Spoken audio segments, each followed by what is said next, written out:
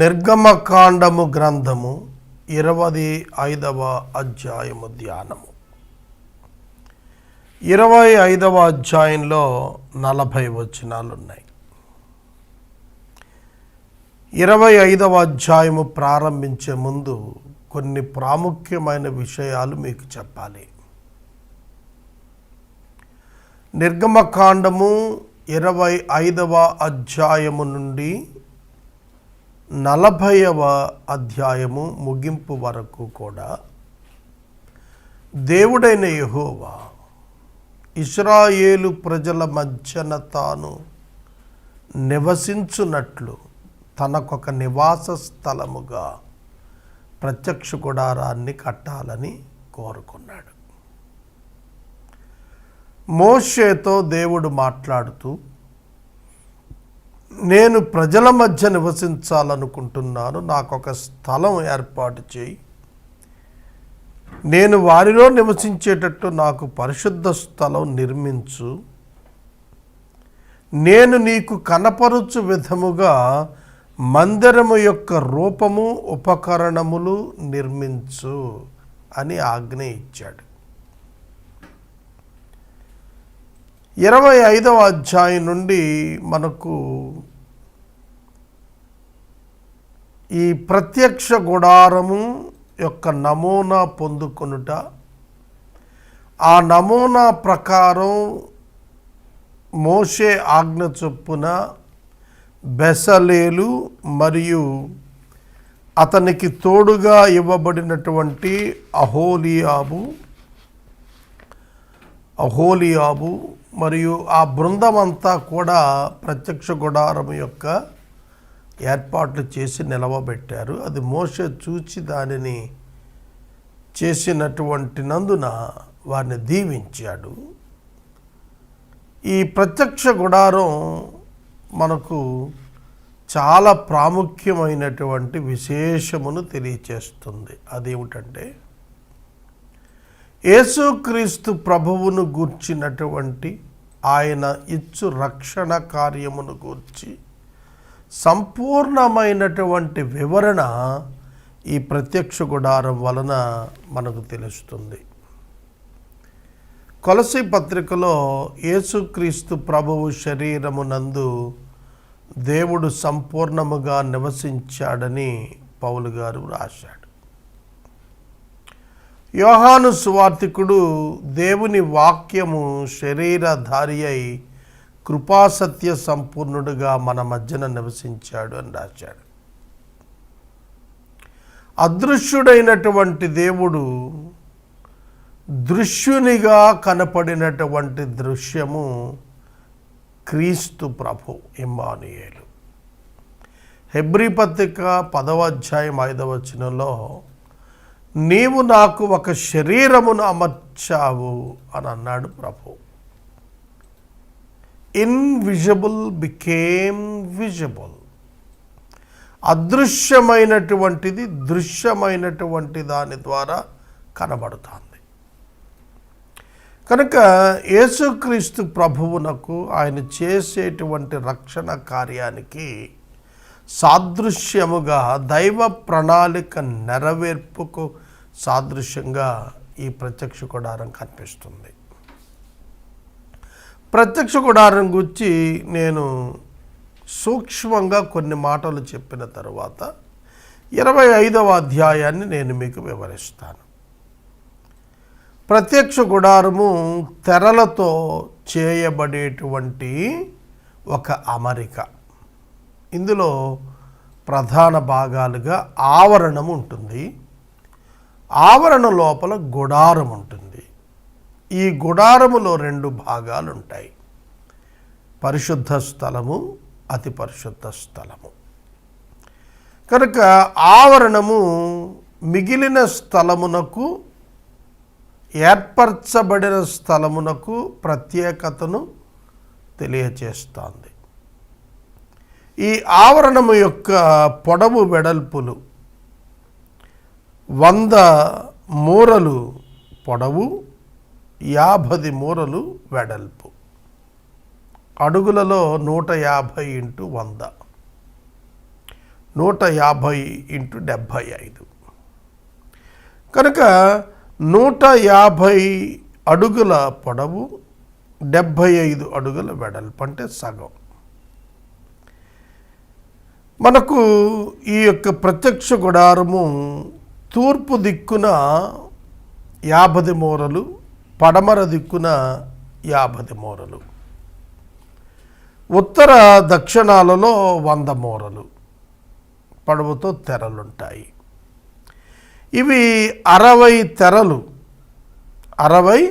తెరలు మనకు ఏర్పాటు చేయబడవన్నారు. 5 × 5 అడుగుల పొడవు సన్నటి నారపు తెర. ఒక్కొక్క తెర 5 అడుగులు × 5 అడుగులు, 5 × 5, 5 అడుగుల పొడవు, 5 అడుగుల వెడల్పు, 5 అడుగుల ఎత్తు. ఈ విధంగా 60 తెరలు చేస్తారు. ఈ 60 తెరలను కూడా 60 వెండి స్తంభాలకు కనెక్ట్ చేస్తారు, కట్టేస్తారు. ఈ వెండి స్తంభాలు ఇత్తడి దిమ్మల పైన కూర్చోబెడతారు. ఇత్తడి దిమ్మల పైన కూర్చోబెట్టబడిన వెండి స్తంభాల మీద, ఈ ఇత్తడి స్తంభాల మీద వెండి బోదెలు పెడతారు. అలా వాటిని ఏర్పరిచిన తర్వాత వాటన్నింటినీ కూడా కడతారు, కొక్కాలకు కడతారు. ఈ విధంగా మనకు 100 మూరల పొడవుతో 50 మూరల వెడల్పుతో చేయబడేటువంటి ఈ ఆవరణంలో తూర్పు భాగాన బయట గుమ్మం ఏర్పాటు చేయబడుతుంది. ఈ బయట గుమ్మం కూడాను 3 భాగాలుగా 50 మూరలను విభజిస్తారు. 15 మూరలు ఎడమవైపు, 15 మూరలు కుడివైపు పోను, 20 మూరలు మధ్య భాగాన్ని, అంటే 30 ఫీట్ ఉంటుంది. అడుగుల్లో లెక్కేస్తే 30 అడుగులు, మూరలలో లెక్కేస్తే 20 మూరలు అన్నమాట. ఈ ద్వారం సింగిల్ గేట్. ఈ సింగిల్ గేట్లో నుంచి లోపలకు రావాల. తూర్పు దిక్కున ఉన్నటువంటి ఈ బయట గుమ్మము నుండి లోపలికి వచ్చినప్పుడు లోపల ప్రత్యేకమైనటువంటి వస్తువుల వివరణ చెప్పాడు. ఆ వస్తువుల వివరణను మనం గమనించినప్పుడు ధూప దహన బలిపీఠము ఉంటుంది. దహన బలిపీఠం. ఈ దహన బలిపీఠము చాలా బలమైనటువంటిదిగా చేయబడుతుంది. ఈ దహన బలిపీఠం మనం చూస్తున్నప్పుడు దీనిని తుమ్మకర్రతో చేసి దానికి బంగారము తాపడము చేస్తారు. తర్వాత బలిపీఠం తర్వాత ఇత్తడి పీట, ఇత్తడి గంగాళము చేయబడుతుంది. అది లోపల ఉన్నటువంటి గుడారము యొక్క గుమ్మమునకు తిన్నగా ఇవి ఉంచబడతాయి. ఈ బలిపీఠం మనకు చూస్తే ఇది ఇత్తడి బలిపీఠంగా చెప్పబడింది. Bronze altar. మనకు 7.5 ఫీట్, 7.5 అడుగులు, 7.5 అడుగులు చచ్చౌకం అంటారు కదా, స్క్వేర్గా ఉంటుంది. 4.5 అడుగులు ఎత్తు ఉంటుంది. దీనికి 4 వైపులా 4 కొమ్ములు ఉంటాయి. ఇది ఇత్తడితో చేసినటువంటి బలిపీఠంగా కనబడుతుంది. ఇత్తడి తీర్పును జ్ఞాపకం చేస్తుంది. తర్వాత ఇత్తడి గంగాళం చేయబడుతుంది. దానిలో నీరు ఉంటుంది. అది ఇత్తడి గంగాళం ఇత్తడి పీట పైన పెట్టబడుతుంది. ఈ రెండు కూడాను ఆవరణములో ఉంచబడేటువంటి వస్తువులు. ఆ తరువాత ఇక గుడారము యొక్క ద్వారం, గుడారం యొక్క ద్వారము గుండా లోనికి వచ్చినప్పుడు పరిశుద్ధ స్థలం ఉంటుంది. ఈ పరిశుద్ధ స్థలములో ఉండేటువంటి వస్తువులను గనుక మనం చూచినట్లయితే దీపవృక్షము, ధూపవేదిక, బల్ల అనేవి ఉంటాయి. ఈ 3 ఉంటాయి. దీపవృక్షం ఏకాండముగా చేయబడి 6 కొమ్ములు కలిగి ఉంటుంది. మధ్యలో దానితో 7 కొమ్ములు అవుతాయి. 7 దీపాలు పెట్టుకోవటానికి ఏర్పాటు ఉంటుంది. ఈ దీపవృక్షం మేలిమి బంగారంతో చేస్తారు.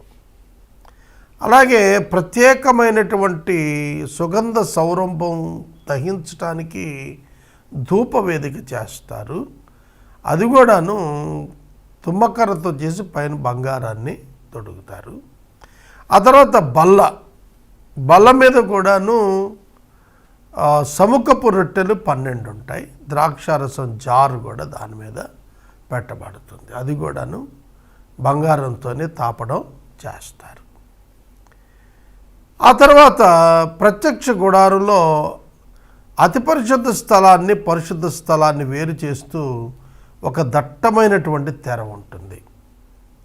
ఆ తెరలో ఒక ద్వారం ప్రత్యేకంగా ఏర్పాటు చేయబడుతుంది. దానిలో నుండి ప్రతి సంవత్సరం ఒక పర్యాయం ప్రధాన యాజకుడు మనుషుల యొక్క పాపముల కొరకు, తన పాపం కొరకు ప్రాయశ్చిత్తంగా పశువుల యొక్క రక్తాన్ని తీసుకుని వెళ్ళి చమరుస్తాడన్నమాట. అది కూడా జాతీయ ప్రాయశ్చిత్త దినాన మాత్రమే అది చేస్తాడు. ఈ లోనికి వెళ్ళేటప్పటికి లోపల ఉండేది ఏమిటంటే మందసం ఉంటుంది. మందసము తుమ్మకర్రతో చేయబడుతుంది. పైన బంగారము చేత తాపడము చేయబడుతుంది. బంగారము చేత తాపడము చేయబడుతుంది.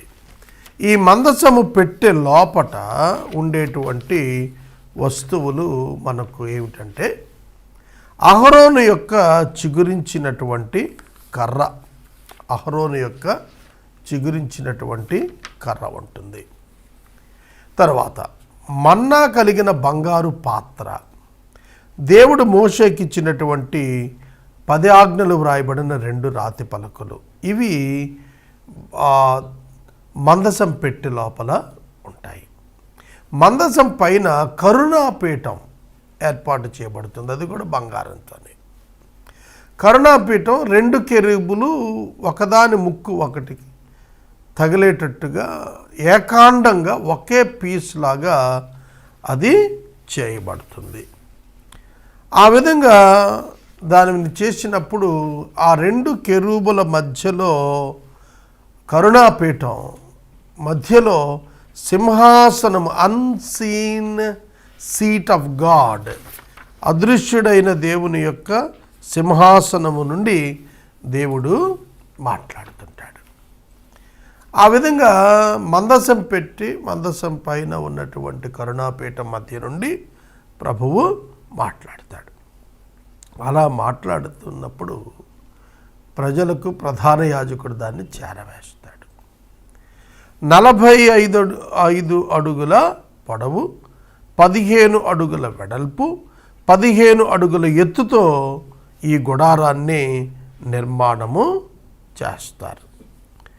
తర్వాత ధూప వేదిక మనం చూస్తున్నప్పుడు ఈ ధూప వేదిక పరిశుద్ధ స్థలంలో ఉన్నదాని కొలత 1.5 feet into 1.5. ఇది కూడా చచ్చౌకం, స్క్వేర్గా ఉంటుంది.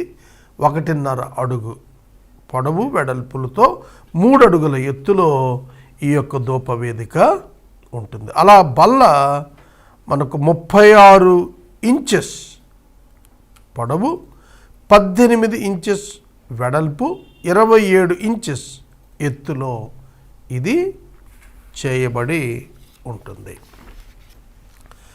తదుపరి మనం చూస్తున్నప్పుడు ఇందులో ప్రధానంగా మనకు ప్రభువు మాట్లాడేటువంటి ఆ మందసం పెట్టి ఉన్నది చూచారు. ఆ మందసం పెట్టి దేవుని యొక్క సన్నిధిని మనకు జ్ఞాపకము చేస్తుంది. దేవుని సన్నిధిని మనకు జ్ఞాపకం చేస్తుంది. మందసం పెట్టి 45 ఇంచెస్ పొడవుతో 27 ఇంచెస్ వెడల్పుతో ఉంటుంది. దీని హైట్ కూడా 27 ఇంచెస్ ఉంటుంది. అలాగే దీనిపైన కరుణాపీఠం కూడా 45 ఇంచెస్ పొడవు, 27 ఇంచెస్ వెడల్పుతోటి చేయబడుతుంది. ఈ విధంగా చేయబడినటువంటి ఈ ప్రత్యక్ష గుడారం ఏం తెలియచేస్తోంది మనకు అంటే రక్షణ సంకల్పాన్ని తెలియచేస్తుంది. ఆవరణము, వెలుపటి ఆవరణమునకు ఉన్నటువంటి ద్వారము యేసుక్రీస్తు ప్రభువును మనకు తెలియచేస్తుంది. యేసుక్రీస్తు ప్రభు యోహాను 14లో నేనే ద్వారము అని చెప్పారు. I am the door.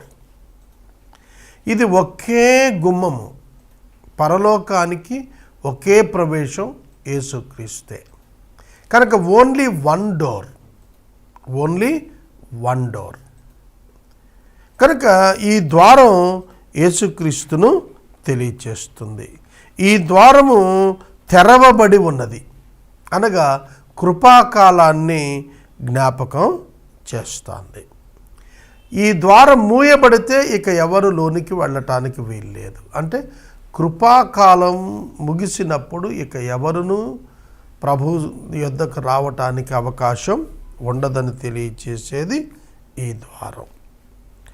తర్వాత ఈ తెరలు 60 తెరలు, ఒక్కొక్కటి 5 అడుగులు ఎత్తు, 5 అడుగులు వెడల్పు, పొడవులతో ఉండే ఈ తెరలన్నీ కూడా విశ్వాసుల సమూహాలను జ్ఞాపకం చేస్తున్నాయి. ఇవన్నీ కలిపినప్పుడే గుడారం అవుతుంది. క్రీస్తు యొక్క శరీరంగా ఉన్న సంఘానికి ఈ ఔటర్ కోర్టు యొక్క తెరలు ఒక జ్ఞాపకంగా మనకు చెప్పబడుతూ ఉన్నాయి. దీనిలో వాడినటువంటి ఇత్తడి తీర్పును జ్ఞాపకం చేస్తుంటే వెండి విమోచనను జ్ఞాపకం చేస్తుంది. తీర్పు, విమోచనలు రెండు సిలువను మనకు జ్ఞాపకం చేస్తాయి. దీనిలో వాడినటువంటి సన్నని నార మనకు ఈ యొక్క ప్రభు యొక్క పరిశుద్ధతను జ్ఞాపకము చేస్తుంది. నీలం రంగు, ఎరుపు రంగు, ధూమ్రం రంగు, తెలుపు రంగు, ఈ 4 రంగులతోటే తెరలు చేశారు. తెలుపు పరిశుద్ధతకు, స్వచ్ఛతకు, నీతికి, ప్రభు యొక్క నీతికి గుర్తయితే, పర్పుల్ ఆయన యొక్క రాయల్టీ, ఆయన ఘనతకు, ఎరుపు ఆయన రక్తానికి, ఆయన సఫరింగ్కి, నీలము ఆకాశము అనగా పరలోకానికి గుర్తుగా ఉండేటువంటి కలర్స్తో ఈ యొక్క తెరలన్నీ కూడా చేసేటువంటి వారు. ఇక లోనికి వచ్చిన వెంటనే కనబడేటువంటిది మనకు బలిపీఠం without the offering no entrance. బలి ఇవ్వకుండా ఎవరు కూడా ప్రభు దగ్గరికి రాలేరు. రక్తం చిందించబడాలి. ఆ ఔటర్ డోర్ యొక్క గుమ్మం దగ్గర ఒక వ్యక్తి తాను తెచ్చినటువంటి పాప పరిహారార్థ బలి పశువు యొక్క తల మీద చేయి ఉంచిన తర్వాత ట్రాన్స్ఫర్ ఆఫ్ సిన్, పాపము ఆపాదించబడుతుంది ఆ జంతువు మీదకు. అతని బదులుగా ఇవ్వబడుతున్నది, ప్రత్యామ్నాయంగా ఇవ్వబడుతున్న బలి రక్త ప్రోక్షణం అని చెప్పబడేటట్టు జంతువునిస్తాడు తనకు బదులుగా. ఆ జంతువుని యాజకుల్లోనికి తీసుకుని వెళ్ళి దాన్ని కోసి దాన్ని ఆ బలిపీఠం మీద దహిస్తారు. అది పాప పరిహారార్థ బలిని జ్ఞాపకం చేస్తుంది. ఆ తర్వాత గంగాళం దగ్గర శుద్ధి, దానిలో యాజకులు చేతులు కాళ్ళు దానిలో కడుక్కుంటారు. కనుక శుద్ధి చేయబడకుండా ఎవడు ప్రభు సన్నిధికి వెళ్ళడు. హృదయ శుద్ధి కావాలి అనేదానికి సూచన. ఆ తర్వాత గుడారము యొక్క ద్వారము నుండి లోనికి వెళ్ళినప్పుడు అక్కడ దీపస్తంభం ఉంటుంది. అది ప్రభు చెప్పారు, నేను లోకమునకు వెలుగునై ఉన్నానన్నారు. కనుక ఆయనే వెలుగు. ఈ పరిశుద్ధ స్థలం లోపట ఒకే ఒక ఆధారమైన వెలుగు ఈ వెలుగు మాత్రమే. కనుక ఆయనే మనకు వెలుగై ఉంటాడు. సూర్యుడు ఉండడు, అని చెప్పినటువంటి ప్రకటన గ్రంథపు మాటలకు కూడా ఇది చక్కగా సరిపోల్చబడుతోంది. బల్ల మీద ఉంచబడినటువంటి రొట్టెలు క్రీస్తు యొక్క శరీరాన్ని సూచిస్తున్నాయి. సుగంధ సౌరంభము క్రీస్తు యొక్క స్వభావాన్ని సూచిస్తోంది. మందసం పెట్టి యేసుక్రీస్తు శరీరాన్ని సూచిస్తుంది. శరీరము నందు దైవత్వము నివసించినది క్రీస్తునకు. కాబట్టి 100% మానవత్వం శరీరము, 100% దైవత్వము, ఈ రెండింటి యొక్క సమ్మిళిత తత్వాన్ని తెలియచేయటానికి తుమ్మకర్రను మానవ దేహానికి మానవత్వానికి పోలికగా, బంగారపు తాపడం దైవత్వానికి పోలికగా మందసం పెట్టి చేయబడింది. మందసంలో నుండి ప్రభు మాట్లాడతారు. యేసుక్రీస్తు ద్వారానే తప్ప దేవుడు మరొక విధంగా అంత్యకాలములలో మాట్లాడడనేది రాయబడింది. హెబ్రీ 1:1 నందు వివరించబడింది. మోషే తీసుకుని వచ్చిన 2 రాతి పలకల మీద 10 ఆజ్ఞలు యేసుక్రీస్తు ప్రభువుకే సాదృశ్యం. వాక్యం ఆయనే. అలాగే పరలోకం నుండి వచ్చు ఆహారం మన్నా నేనే అని చెప్పాడు ఆయన. నేనే జీవాహారం అని చెప్పాడు. ఆ ప్రత్యక్ష గుడారములో అతి పరిశుద్ధ స్థలంలో మందసం పెట్టెలో బంగారు పాత్రలో ఉంచబడినటువంటి మన్నా చెడిపోకుండా ఉంది వందలాది సంవత్సరాలు. అది కూడా క్రీస్తుకు సాదృశ్యంగా కనబడుతుంది.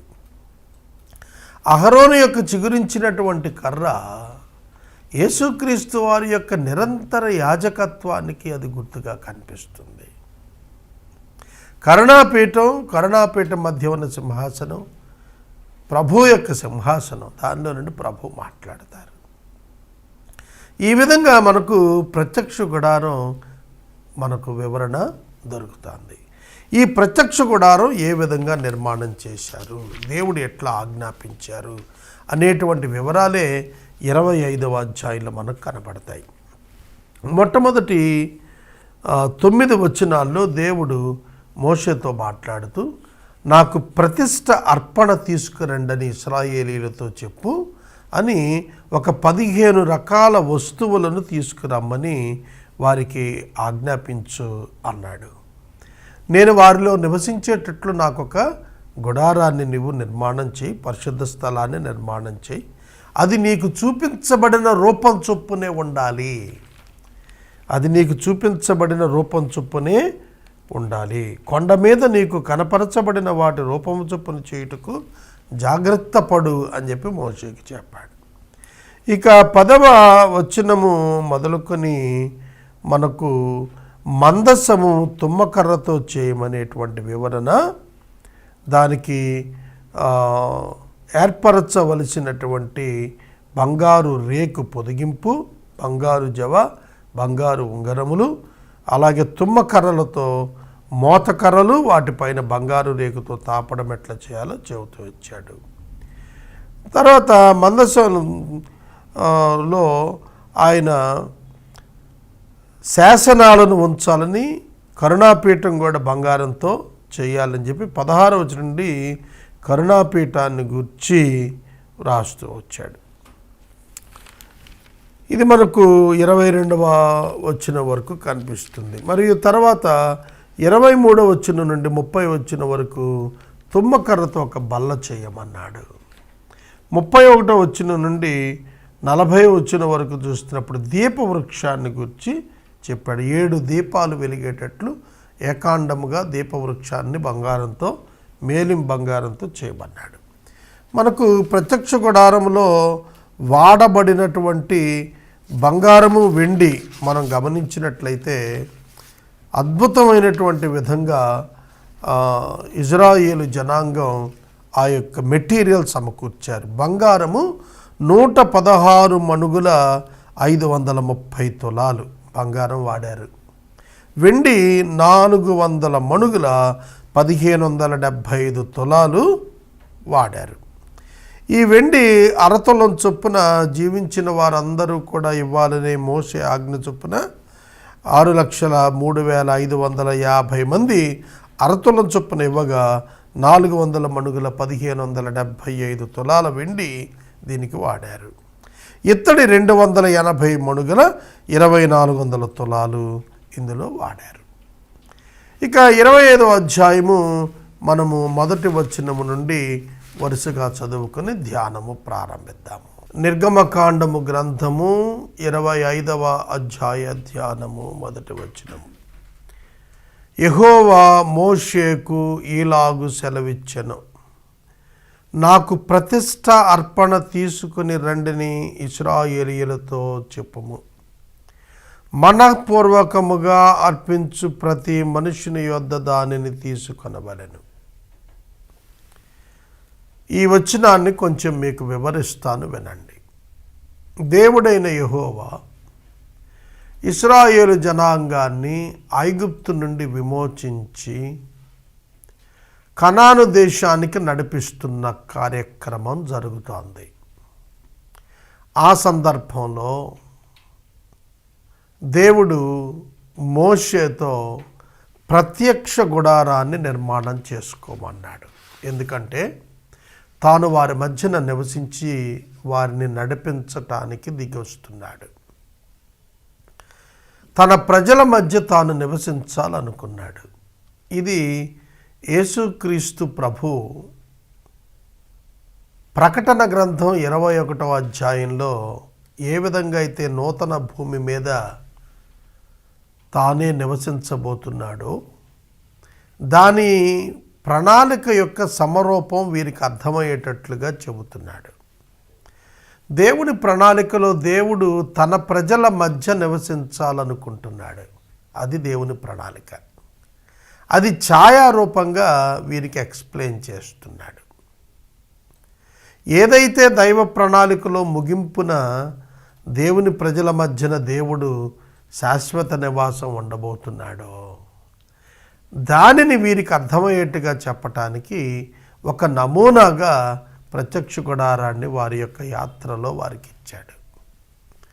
మనకు హెబ్రీ పత్రికలో 10వ అధ్యాయము 9వ అధ్యాయము 10వ వచనంలో ఇలా రాసింది, ఇవి దిద్దుబాటు జరుగు కాలము వచ్చు వరకు విధింపబడి అన్నపానములతోనూ నానా విధములైన ప్రక్షాళనములతోనూ సంబంధించిన శరీర ఆచారములు మాత్రము. ఎప్పటి వరకు అంటే ఈ ఆచారాలు దిద్దుబాటు కాలము వచ్చే వరకు, అంటే ప్రభు అయిన యేసుక్రీస్తు వారి ప్రత్యక్షత మొదటి రాకడ, ఆయన రక్షణ అనుగ్రహించటం, ఆయన రెండవ రాకడ, ఆయన నూతన భూమి మీదకు విశ్వాసులను తీసుకుని వెళ్ళటం, అవి జరిగే వరకు కూడా ఈ యొక్క ఫిజికల్ ఆర్డర్ అంతా కూడా ఛాయగా ఇవ్వబడినది. తర్వాత దేవుడు వారి మధ్యన ఉంటాను అన్నాడు.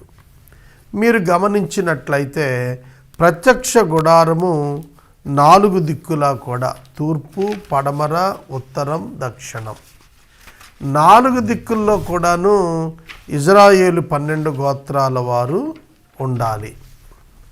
మీకు ఒకసారి ఈ వివరణ చెబుతాను, జాగ్రత్తగా వినండి.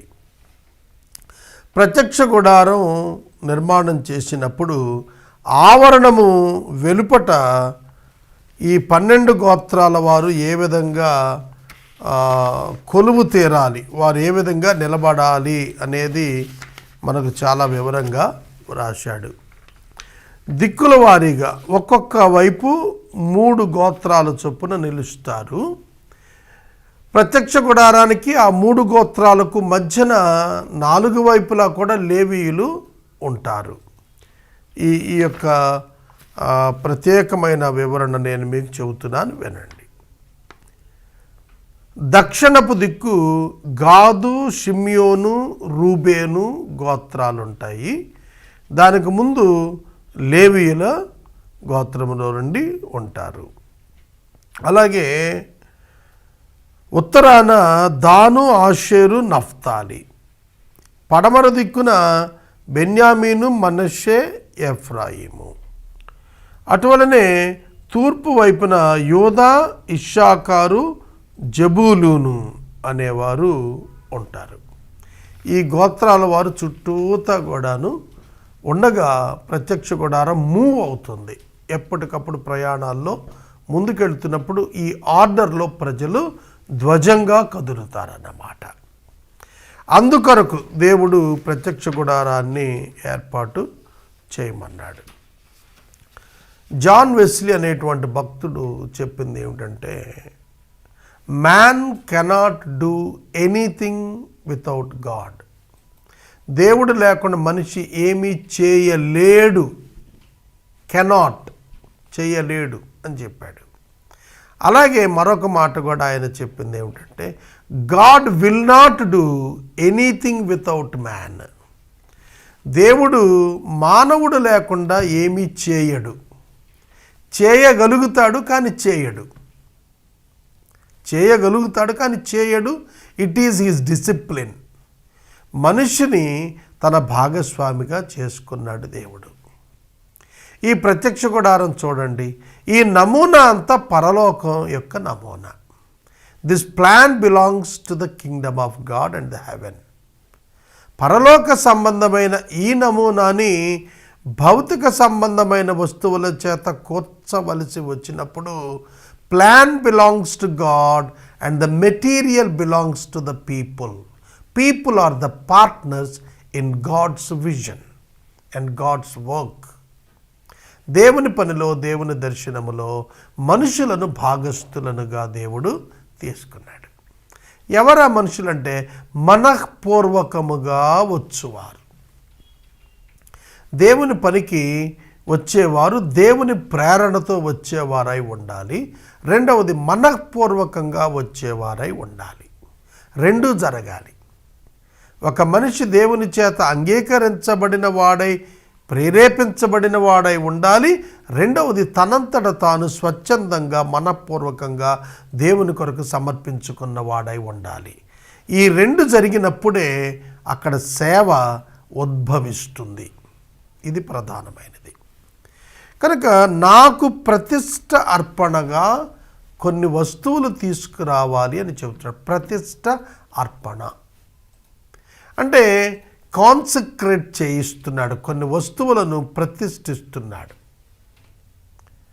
ఆర్డైన్ చేస్తున్నాడు. వాటిని దేవుని కొరకు వాటిని విభజిస్తున్నాడు, ప్రత్యేకించుకుంటున్నాడు. కాబట్టి దేవుడు తాను అన్నింటిలో అన్నిగా ఉండడు, తాను ప్రత్యేకంగా ఉంటాడు. తన కొరకైనటువంటివి కూడా ప్రత్యేకంగానే ఉంటాయి. మీరు గమనించండి, 100 మూరల పొడవు 50 మూరల వెడల్పుతో గుడారాన్ని చేసినప్పుడు మిగిలిన భూభాగాన్ని ఈ గుడారం వేరు చేస్తుంది. ఈ గుడారంలోనికి కేవలము యాజకులే వెళతారు. ఔటర్ కోర్టులోనికి లేవీయులు ప్రవేశిస్తారు, పని చేస్తారు. గుడారంలో పరిశుద్ధ స్థలములోనికి యాజకులే వెళతారు. అతి పరిశుద్ధ స్థలములోనికి ప్రధాన యాజకుడే వెళతాడు. లేవీయులు తప్ప ఎవ్వరూ కూడా ప్రత్యక్ష గుడారం లోపలకు ప్రవేశింపలేరు. అంటే దేవుడు తన కొరకు ప్రత్యేకించుకున్నటువంటి గోత్రం, దానిలో యాజకులు, దానిలో ప్రధాన యాజకుడు, వారు మాత్రమే ఆ సేవలో ఉంటారు. అందుకే లేవీయులకు ప్రత్యేకమైన ఆస్తి ఏది కూడా కనానులో దేవుడు స్వాస్థ్యంగా ఇవ్వలేదు. వారు మిగిలిన 12 గోత్రాల చేత దశమ భాగములు, ప్రత్యేక అర్పణలు, ప్రతిష్ట అర్పణలు ఇచ్చి పోషించేటట్టుగా దేవుడు ఏర్పాట్లు చేశాడు. వారి కొరకు పురములను కూడా ప్రతి గోత్రము వారికి ఇవ్వబడిన వాటిలో నుంచి కొన్ని ప్రత్యేకమైన పురాలు వారి కొరకు కేటాయించి అవి దేవుడి మాన్యముల వలె వారికి అప్పగించడం జరుగుతుంది. వారు అందులోనే నివాసం ఉంటారు. కాబట్టి లేవీయులను దేవుడు ప్రత్యేకంగా ఏర్పరచుకున్నాడు కనుక వారు మాత్రమే దైవ సేవలో ఉండగలుగుతారు. వారికి కూడాను ప్రత్యేకమైనటువంటి ప్రతిష్టా కార్యక్రమం ఉంటుంది. కనుక ప్రతిష్ట అర్పణలు తీసుకుని రమ్మని చెప్పినప్పుడు మనఃపూర్వకంగా అర్పించే మనుషుల యొద్దనే దాన్ని తీసుకోమన్నాడు. చూడండి, దేవుని సేవలో అవసరమైన ప్రతి వనరులు కూడా దేవుడు మనుషుల నుండే స్వీకరిస్తున్నాడు. ఈవెన్ టుడే ఇవాళ కూడా పరిచర్యకు అవసరమైన వస్తువులు కానీ, ధనము కానివ్వండి, పరికరములు కానివ్వండి, వాహనములు కానివ్వండి, అన్నింటినీ మనుషులే సమకూరుస్తారు. అయితే ఆ మనుషులను దేవుడు ప్రేరేపిస్తాడు. ఆ మనుషులు మనఃపూర్వకంగా ఇచ్చినప్పుడే అవి ఆమోదయోగ్యం.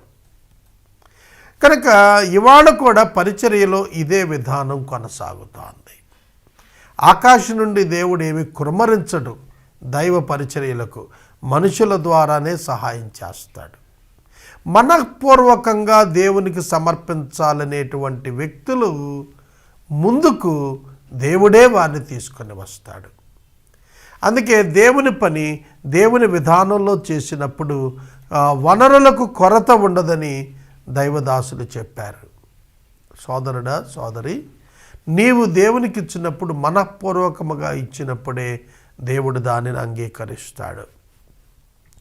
వారి యొద్ద తీసుకొనవలసిన అర్పణలు 15 రకాల వస్తువులు. 1 బంగారము, వెండి, ఇత్తడి, నీల, ధూమ్ర, రక్తవర్ణపు, సన్నపు నార, మేక వెంట్రుకలు, ఎర్రపు రంగు వేసిన పొట్టేళ్ల తోళ్ళు, సముద్రవత్సనపు తోళ్ళు, తుమ్మకరలు, ప్రదీపమునకు తైలము, అభిషేక తైలమునకు, పరిమళ ద్రవ్యముల ధూపమునకు, సుగంధ సంభారములు, లేత పచ్చలు, ఏఫోదునకు, పతకమునకు చెక్కు రత్నములు అనునవి.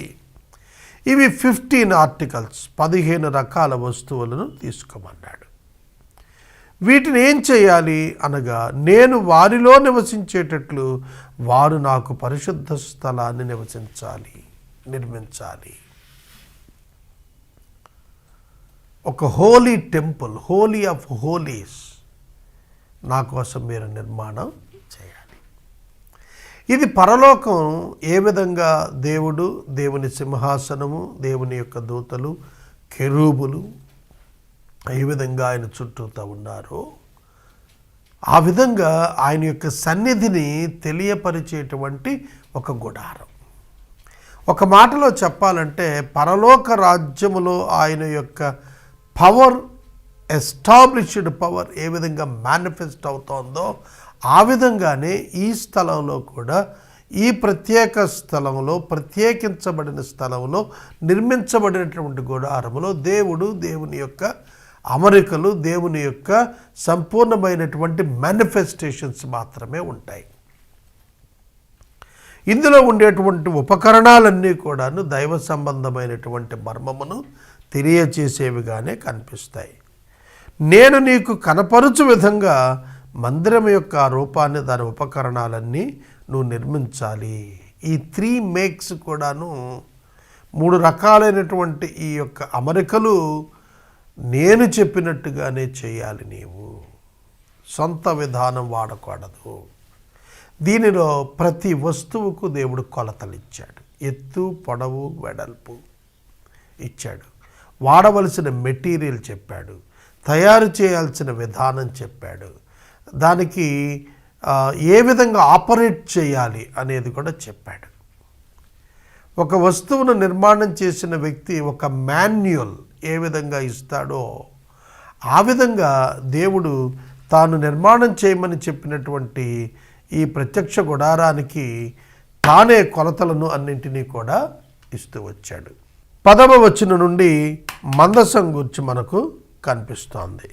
ఈ మందసం గురించి 10వ వచనం చదువుతాను. వారు తుమ్మకర్రతో ఒక మందసం చేయాలి. దాని పొడుగు 2 మూరలున్నర, అంటే 2.5 మూరలు. దాని వెడల్పు 3.5, దాని ఎత్తు 3.5. ఇది మందసం పెట్టి. ఈ మందసం గురించి 226 పర్యాయాలు పరిశుద్ధ బైబిల్ గ్రంథంలో వ్రాశాడు. ఈ మందసం మేలిమి బంగారు రేకు పొదిగించాల, లోపల వెలుపల కూడాను తుమ్మ చెక్కతో చేశారు. లోపట వెలుపట కూడా బంగారు రేకుతో తాపడం చేయాలి. చూస్తే అది బంగారంలానే కనబడుతుంది, కానీ లోపల తుమ్మకర్ర కూడా ఉన్నది. ఇది యేసుక్రీస్తు ప్రభువుకు పర్ఫెక్ట్ మ్యాచ్. ఏ విధంగా అంటే ఆయన 100% మానవుడు, 100% దేవుడు. 100% హ్యుమానిటీ, 100% డివినిటీ రెండు కలిసిన వాడు హైపోస్టాటిక్ యూనియన్ అంటాం యేసుక్రీస్తు ప్రభువుని.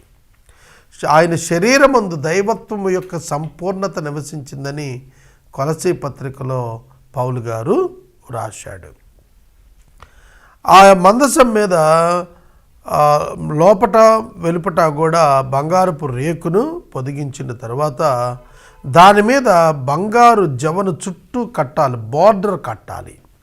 దానికి 4 బంగారు ఉంగరాలు పోతపోసి ఒక పక్కన 2 మరొక పక్కన 2 ఉంచి ఆ 4ని కూడా కాళ్ళను చేసి వాటిల్లో తుమ్మకర్రతో కర్రలు చేయించి, మోత కర్రలు, వాటికి కూడా బంగారు తాపడం చేయించి ఆ కర్రలు, బంగారపు రేకు తాపడం చేయబడిన తుమ్మకర్రలను ఆ ఉంగరాల్లో ఉంచి దాన్ని మోయటానికి, మందసాన్ని మోయటానికి ముట్టుకోకుండా మోత కర్రలను ఏర్పాటు చేయమన్నాడు. 14వ వచనం. వాటితో మందసాన్ని మోయటకు ఆ ప్రక్కల మీద ఉంగరంలో ఆ మోతకర్రలు దూర్చాలి. ఆ మోతకర్రలు ఆ మందసపు ఉంగరాల్లోనే ఉండాలి, వాటిని ఇప్పటికీ బయటకు తీయకూడదు. ఆ మందసంలో 3 రకాల వస్తువులు పెట్టమన్నాడు. నేను నీకు ఇస్తున్నటువంటి శాసనాలు అంటే 2 రాతి పలకలు, 10 ఆజ్ఞలు వ్రాయబడిన 2 రాతి పలకలు, మరియు మేలిమి బంగారంతో కరుణాపీఠం చేయమన్నాడు. 2.5 మూరల పొడవు, 2.5 మూరల వెడల్పు, 3.5 ఎత్తుతోటి దాన్ని ఒక కరుణాపీఠాన్ని చేయమన్నాడు. మరియు 2 బంగారు కెరూబులను చేయమన్నాడు. కరుణాపీఠం యొక్క 2 కొనలు నగిషీ పనిగా చేయాలి. ఒక కొన ఒక కెరూబును, ఆ కొనను ఒక కెరూబును చేయాలి. 2 పక్కల 2 కెరూబులను చేసి ఆ 2 ఏకాండముగా ఒకదాన్ని ఒకటి అతుక్కునేటట్టుగా, ఏకాండం అంటే ఒకే పీస్గా దాన్ని చేయాలి. 2 కెరూబులు విడివిడిగా చేయకూడదు, ఏకాండముగా చేయాలి. ఈ కొనను ఒక కెరూబును, ఆ కొనను ఒక కెరూబును చేయాలి. కరుణాపీఠమును ఆ 2 కొనల మీద కెరూబులను దానితో ఏకాండముగా చేయాలి. ఆ కెరూబులు పైకి విప్పిన రెక్కల గలవై కరుణాపీఠమును రెక్కలతో కప్పుచు ఉండగా వాటి ముఖాలు ఒకటొకదానికి ఒకటి ఎదురుగా ఉండి ఆ 2 ముఖాలు తగులుతున్నట్లుగా ఉండాలి. ఆ కెరూబుల ముఖాలు కరుణాపీఠం తట్టు ఉండాలి. కనుక కెరూబుల మధ్యలో ఖాళీ స్థలం ఉంటుంది, ఇంకేం కనపడదు అక్కడ. అదే కరుణాపీఠం అంటే అక్కడ దేవుని యొక్క సింహాసనం ఇన్విజిబుల్, కనపడదు, అదృశ్యమైన దేవుని సింహాసనానికి గుర్తది. దాని మీద నుండే ఆయన మాట్లాడతారు. ఆ యొక్క కరుణాపీఠం మీద నుండి, ఆ కెరూబుల మధ్య నుండి ప్రభు మందసం పెట్టి పైగా మాట్లాడుతుండగా యాజకుడు వింటాడన్నమాట. నేను ఇచ్చే శాసనాలు మందసంలో ఉంచాలి. నేను అక్కడ నిన్ను కలుసుకుని కరుణాపీఠం మీద నుండి, శాసనములు గల మందసం మీద నుండి, 2 కెరూబుల మధ్య నుండి ఇశ్రాయేలీయుల నిమిత్తము మీకు ఆజ్ఞాపించే సమస్తం నేను తెలియచెప్పుతాను. కనుక దేవుడు యేసుక్రీస్తు ప్రభువు ద్వారా దినముల అంతమందు మాట్లాడెను. హెబ్రీ 1:1 నెరవేర్పు ఇక్కడ కనిపిస్తోంది. 23వ వచనం నుండి 30వ వచనం వరకు తుమ్మకర్రతో ఒక బల్ల చేయమన్నాడు. దాని వివరణ చదువుతాను చూడండి. ఆ తుమ్మకర్రతో చేయబడినటువంటి బల్ల పైన బంగారపు రేకు పొదిగించమన్నాడు. మరియు నీవు తుమ్మకర్రతో ఒక బల్ల చేయవలను. దాని పొడవు 2 మూరలు, దాని వెడల్పు 1 మూర, దాని ఎత్తు 3.5. మేలిమి బంగారు రేకును పొదిగించి దాని చుట్టూ బంగారు జవను బార్డర్ చేయించాలి. దానికి చుట్టూ బెత్తడి బెద్ద చేసి ఆ బెద్ద పైన బంగారు జవ చేయవలను. దానికి 4 బంగారు ఉంగరాలు చేసి దాని 4 కాళ్ళ గుండా 4 మూలల్లో ఆ ఉంగరాలు తగిలించాలి. రింగ్స్ అండి, ఉంగరాలు అంటే రింగ్స్. మోయటానికి, ఆ బల్లను తీసుకొని వెళ్ళటానికి 4 వైపులా కూడా రింగ్స్ ఏర్పాటు చేయమన్నాడు. ఆ రింగ్స్ లోపల మోత కర్రలు పెట్టమన్నాడు. ఆ కర్రలు తుమ్మకర్రతో చేయాలి, బంగారు రేకుతో పొదిగించాలి. వాటితోటే ఆ బల్లను మోయాలి. నీవు దాని పళ్ళాన్ని, దోపార్తులను, గిన్నెలను, పానీయ అర్పణ పాత్రలు దానికి చేయాలి. అవన్నీ బంగారంతోనే చేయాలి. నిత్యము నా సన్నిధిని సముఖపు రొట్టెలు, సన్నిధి రొట్టెలు ఆ బల్ల మీద ఉంచాలి. నిత్యము యాజకులు భుజించడానికి రొట్టెలు మందిరంలో ఉంటాయి. వీటన్నింటి యొక్క మెయింటెనెన్స్ దశమ భాగాల నుండి చేయబడేది.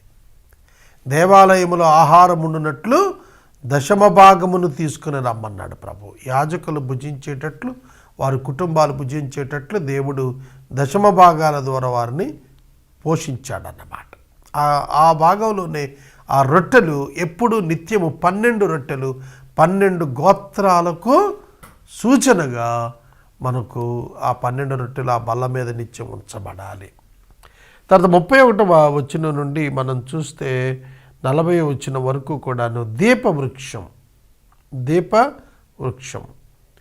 ఈ దీపవృక్షం మేలిమి బంగారంతో చేయాలి, నగిషీ పనిగా చేయాలి.